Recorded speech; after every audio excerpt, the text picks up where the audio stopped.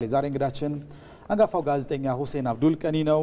ሁሴን የተወዳጇ የኢንተርስፖርት ጋዜጣ ማኔጂንግ ኤዲተር የነበረ ነው። በኢትዮጵያ ቴሌቪዥን የራሱን ፕሮግራም በሚያሰርቷል ቅዳሜ ማለዳ ላይ እናስታውሰዋለን። አሁን ላይ ደግሞ ኤችዲ ስፖርት ዋና አዘጋጅ ነው። በኢትዮጵያ የስፖርት ጋዜጠኝነት ታሪክ ውስጥ ደማቅ አሻራ ያሳረፈና ብዙ ጋዜጠኞች እርሱን አይተው ወደ ስፖርት ጋዜጠኝነት እንዲገቡ ምክንያት የሆነ ነው። የዛሬ እንግዳችን ሁሴን አብዱል ቀኒ ከአሜሪካ ነው በቀጥታ መስመራችን ላይ የተገኘው። ታላቅ ክብር ይሰማናል። ሁሴን እንኳን ወደ ኢቲቪ ወደ ቀድሞ ቤትህ በሰላም መጣ ብለናል። ሰላምታችን ከአዲስ አበባ ይድረስ። አመሰግናለሁ። እንኳን አብሮ ተገናኘን፣ በሰላም ተገናኘን። ሰላም ነው። እኛም በጣም እናመሰግናለን። በድጋሚ ሁሴን እንደው የዓለም የክለቦች ዋንጫ አሜሪካ ላይ እየተካሄደ እንደሚገኝ ቀደም ሲልም በምዕራፍ አንድ በስፖርት ዘገባችን እያነሳ ነው ነበርና በእርግጥ የተጠበቀውን ያህል ነው ወይ የሚለው እንድትነግረን እንፈልጋለን። ብዙ የተወራለት ነው። ነገር ግን ጨዋታዎች መካከል ላይም ብዙ ደጋፊዎች ገብተው ሲመለከቱ እየተስተዋለ አይደለም ከአንዳንድ ጨዋታዎች በስተቀርና እንደው የተፈለገውን ያህል ትኬትም አልተሸጠም የሚሉ ነገሮች አሉና እንደው ካጀማመሩ ቀጣይም ጨዋታዎች ስለሚቀጥሉ ምን ታዘብክ? እስኪ ንገረን። ውድድሩ በእርግጥ ምልሽ ትልቅ ውድድር ነው። የዓለም የክለቦች ውድድር ነው። ለመጀመሪያ ጊዜ ነው እንግዲህ በ32 ክለቦች መካከል ሲደረግ እና የመጀመሪያ ውድድር ደግሞ ሁሉ ጊዜ ትንሽ አስቸጋሪ ነው። ብዙ ቻሌንጆች አሉት፣ ግልጽ ነው። ግን ይህን ውድድር ዋናው እንደሚቀጥለው ዋናው ዓለም ዋንጫ እዚሁ ስለሚዘጋጅ ለዛ ልምድ ለማግኘት ተብሎ ነው እንግዲህ አንዱም መነሻው እና ያው እንደምታውቁት ከአምስቱ ማህጉር ነው የሚመጡት የቡድኖች የአውሮፓ ቲሞች ግዙፍ ናቸው። ሌሎቹ ደግሞ ዝቅተኞች አሉ እና ትንሽ የመጀመሪያ አካባቢ እንግዲህ እስከሚጣራ ድረስ ብዙም ትኩረት የማይስቡ ጨዋታዎች ላይኖሩ ይችላሉ። ግን ያለሁት በሲያትል ከተማ ነው፣ ዋሽንግተን አካባቢ ማለት ዋሽንግተን ስቴት እና ስለዚህ ከዛ መነሻ ስመለከተው እዚህ አካባቢ ሳውንደርስ የሚባል የሲያትል ከተማ ክለብ አለ። እግር ኳስ ይወደዳል። ሳውንደርስ ውጤታማ ቡድንም ስለሆነ ውጤታማ ቡድን ክለብ ካለ ከተማ ውስጥ ተመልካቾች ይመጣሉ እና እግር ኳስ ከሞላ ጎደል ጥሩ ነገር አለው እዚህ አካባቢ እና እንደውም ለመጀመሪያ ጊዜ ኮንካካፍ የዚህ መካከለኛው አሜሪካን የክለቦች ሻምፒዮና እንደ አውሮፓ ቻምፒየንስ ሊግ የመጀመሪያው ዋንጫ ያገኘው ሳውንደርስ የዚህ ከተማ ቡድን ነው። ከ3 ዓመት በፊት እኔ እንግዲህ እድለኛ ሆኜ እዛ ፋይናሉንም ተገኝቻለሁ። 68700 ምናምን ተመልካች ነበር የተገኘው። በወቅቱ ሪከርድ ነበር ለስቴዲየሙ ሉመን ስቴዲየም የሚባል እና አሁን ግን በዚህ በክለቦች ውድድር የመጀመሪያው ቀን ሳውንደርስ ከቦታፎጎ ሲጫወት ከብራዚል ቲም ጋር 31000 ተመልካች ብቻ ነው የገባው፣ ግማሽ ማለት ነው። የሁለተኛውን ጨዋታ ደግሞ ስትመለከችው የአትሌቲኮ ማድሪድ የስፔኑ ተወካይ ከሳውንደርስን የተጫወተው ከትላንት ወዲያ እሱ ጨዋታ ላይ 51000 ተመልካች ተገኝቷል። ትንሽ አድጓል። ምክንያቱም ለምንድን ነው እዚህ ስፓኒሾች ይበዛሉ ብዙና የስፔን ዜጋ የአትሌቲኮ ማድሪድ ደጋፊዎች እንኳን ሳይሆኑ የስፔን ደጋፊዎች እንደ አትሌቲኮን እንደ አገራቸው ተወካይ አድርገው ሰፖርት ለማድረግ ገብተዋል እና ደመቅመቅ ብሎ ነበረ እና የተሻለ ነበረ። እንግዲህ የሚቀጥለው ደግሞ እንግዲህ ሰኞ ደግሞ ፓሪስ ሰን ዠርመን የአውሮፓው ሻምፒዮናው ከሳውንደርስ ይጫወታል። እሱ ቀን 12 ሰዓት ማለት በዚህ በቀን 6 ሰዓት ማለት ምሳ ሰዓት ላይ ማለት ነው። እሱ ጨዋታ ራሱ አሁን መጀመሪያ ከትላንት ወዲያ ራሱ ቲኬቱ በጣም ወርዶ ነበረ። አሁን ግን ፓሪስ ሰን ዠርመን በመሸነፉ በቦታፎጎ በመሸነፉ ይህን ጨዋታ ክብደት ሰጥቶት መልሰው ዋጋው ከፍ ብሏል እና ስለዚህ ከሞላ ጎደል ጥሩ ነው ማለት እንችላለን። ያው እግር ኳሱን ለማሳደግ እግር ኳሱን ፕሮሞት ለማድረግ ነው ይሄን ነገር ወደ አሜሪካ የመጣው። እንደሚታወቀው ፊፋ ለዚህ ውድድር ገቢ ያገኛል ብሎ የገመተው $2 ቢሊዮን ነው። እንግዲህ ከዛው ግማሹን $1 ቢሊዮን እንግዲህ ያከፋፍላል። 1 ቢሊዮን ገደማ ለራሱ ይገባል እንግዲህ ከማርኬቲንግና ከቲቪ የሚያገኘውና ቴሌቪዥን ደግሞ ትልቁ ገቢው እሱ ነው። ይሄ ቴሌቪዥን ገቢው ደግሞ አሜሪካን ሀገር እንደምታውቂው ከአፍሪካና ከአውሮፓ ጋር ሰዓቱ ልዩነት አለው።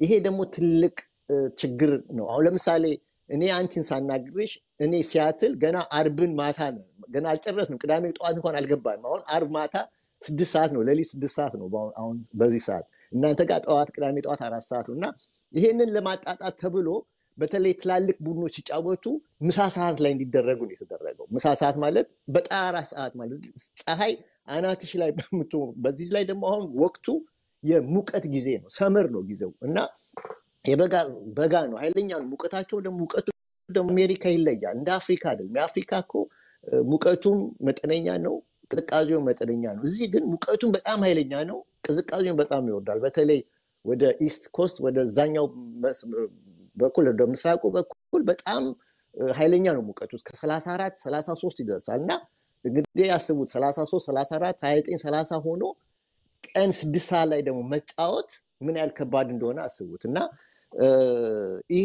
ይሄ ደግሞ ለቴሌቪዥኑ የአውሮፓና የአፍሪካ አብዛኛው ስፖርት ታዳሚ ደግሞ ያለው አውሮፓና አፍሪካና ኤዥያ ነው ያንን ሰዓት ለማስተካከል ተብሎ ነው ቀን እዚህ 6 ሰዓት እንዲጫወቱ የሚደረገውና ይሄን ስንመለከት ትንሽ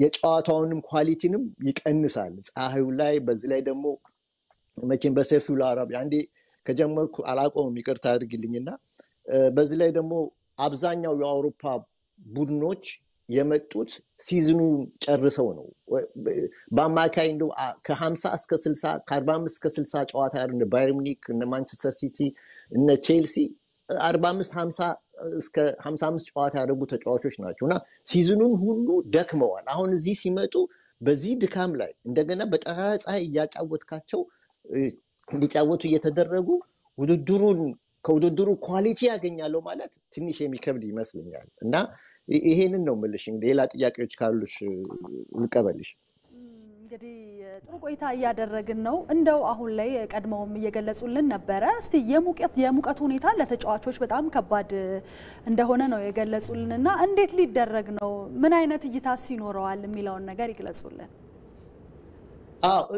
ሙቀቱን ቅድም እንደገለጽኩልሽ ነው አሁን ወቅቱ ሰመር ስለሆነ ሙቀት ብቻ አይደለም ሂዩሚዲቲም አለው ደግሞ ይሄ ነው አብዛኛው አሁን ባህር አካባቢ ስለሆነ ውቅያኖስ ስለሆነ ሂዩሚዲቲም አለው እሱ ነው አንዱ ትልቁ ችግር ሙቀቱ እንደኛ ሂዩሚዲቲ ጨምሮ በተጫዋቾች ላይ የሚፈጥረው ችግር በጣም ከፍተኛ ነው እንግዲህ እነዚህ አውሮፓ ተጫዋቾች 10 ፕላስ ነው እንግዲህ የሚሮጡት በ90 ደቂቃ በአንድ ጨዋታ ላይ 10 ኪሎ ሜትር እስከ 16 ኪሎ ሜትር በ90 ደቂቃ የሚጫወቱ ናቸው እንደው በአማካይ 12 13 ኪሎ ሜትር ተጫውተው የመጡ ናቸው ከዛ ከ16ቱ ከዛ ከ14ቱ ደግሞ ወደ 6ቱ በጣም በስፒድ ነው እየሮጡ ነው የሚጫወቱት ሌላውን እንኳን ሪከቨሪ ያደረጉ ነው እና ይሄን እንግዲህ ለአንድ ጨዋታ ይሄን ያህል ጉልበት ያወጡ ተጫዋቾች 50 እና 55 ጨዋታ ሲያደርጉ ምን ያህል ጉልበታቸውን እንደጨረሱ ይታወቃል አውሮፓ ያሉ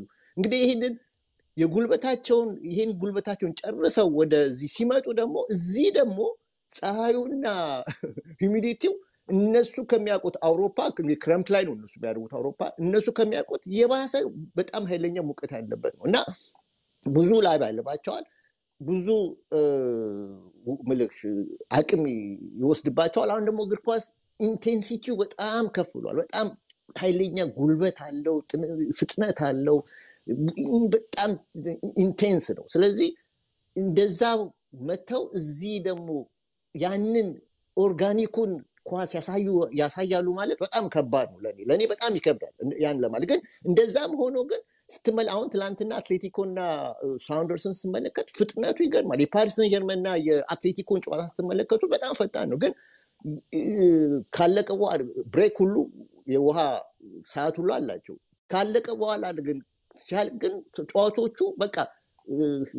በጣም ከብዷቸው እንደሚጨርሱ ነው የሚናገሩት እና በዚህ ላይ ይሄ እንግዲህ ሙቀቱን በተመለከተ ነው ኒውዮርክ ላይ ለምሳሌ ደግሞ ዝናብ ሲመጣ ደግሞ ኃይለኛ ነው መብረቅ ሁሉ ነበር እንግዲህ የእንግሊዙ አሰልጣኝ አንቶኒ ቴይለር የአልሃሊንና ፓልሜራስን ሲያጫውቱ መብረቁ ኃይለኛ ስለነበረ ጨዋታው ተቋርጦ 46 ደቂቃ በላይ ቆይቶ ነው ተመልሶ እንዲገቡ የተደረገው ደግሞ እንግዲህ ዝናቡም ሲመጣ ደግሞ እንደዚህም ከባድ ነውና ብቻ በዛም እያደረጉት ያው ውድድሩን እያደረጉ ነው እንግዲህ ይሄ አሜሪካን 1994 ዓለም ዋንጫን አዘጋጅታለች እንግዲህ በፊትም ያኔም በእንደዚህ ሁኔታ ነው የጨረሱት። ግን እግር ኳስ ነውና ተከታይ አለ፣ ያው ትላልቅ ክለቦች አሉ፣ ታዋቂ ተጫዋቾች አሉ።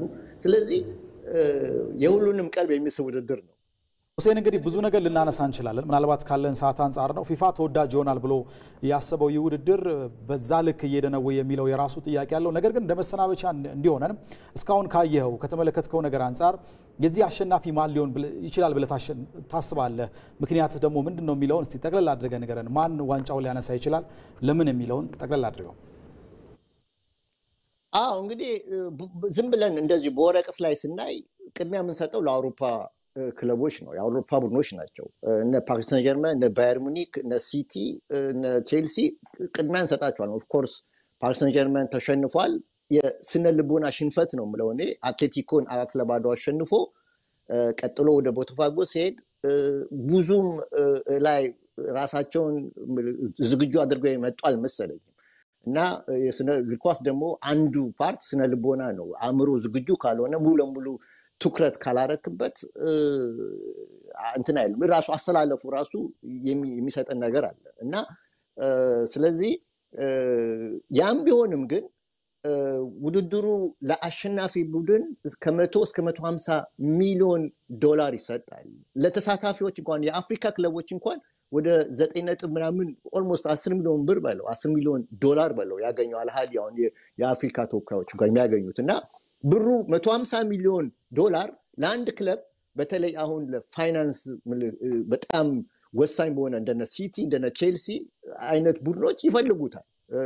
አንደኛ ፋይናንሳቸውን ያስተካክላሉ፣ ሁለተኛ ተጫዋቾችም ለመግዛት ለሚቀጥለው ሲዝን ይመቻቸዋል እና ስለዚህ እንደዛ ስለሆነ ውድድሩን ሲሪየስሊ ይዛሉ የሚል እምነት አለኝ እና በእኔ ግምትም አሁን ከባየር ሙኒክ ከፓሪስ ሰን ጀርመን እና ከሲቲ የሚወጣ አይመስለኝም። ምክንያቱም እነዚህ በጣም በሁሉ ነገር ብቁ የሆኑ ቲሞች ስለሆኑ ከነሱ የሚያልፍ አይመስለኝም። ተወዳጁ የስፖርት ጋዜጠኛ ሁሴን አብዱል ቀኒ በአሜሪካ እየተካሄደ የሚገኘውን የዓለም የክለቦች ዋንጫን አስመልክተህ ለሰጠህን ሰፊ ማብራሪያ እጅግ በጣም ነው የምናመሰግነው። በሌላ ጊዜም እንደዚሁ ገብተህ ስፖርታዊ ትንታኔዎችን ትሰጠናለህ ብለን እናስባለን። ለነበረን ቆይታ ግን እጅግ እናመሰግናለን።